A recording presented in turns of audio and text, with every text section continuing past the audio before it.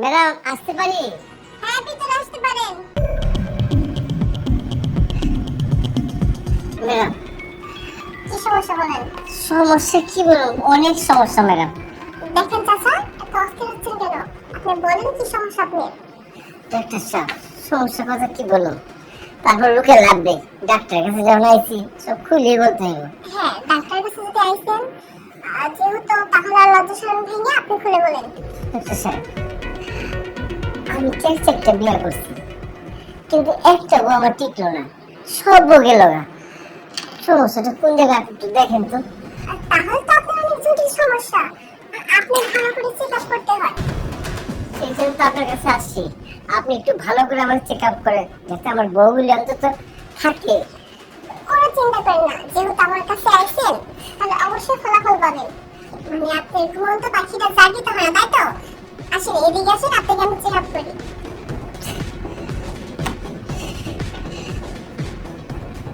বসেন। ডাক্তার সাহেব, ভালো করে দেখেন, আমি কিন্তু আর সহ্য করা পারতাছি না, প্রত্যেকটা বউ জায়গা।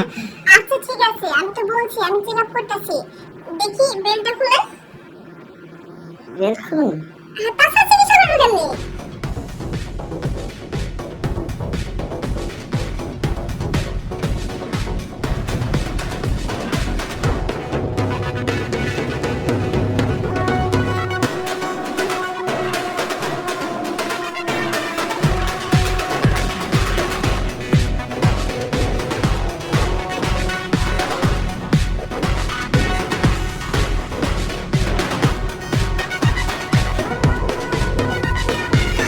আচ্ছা, আপনার তো সবই ঠিক আছে, তাহলে সমস্যা কি?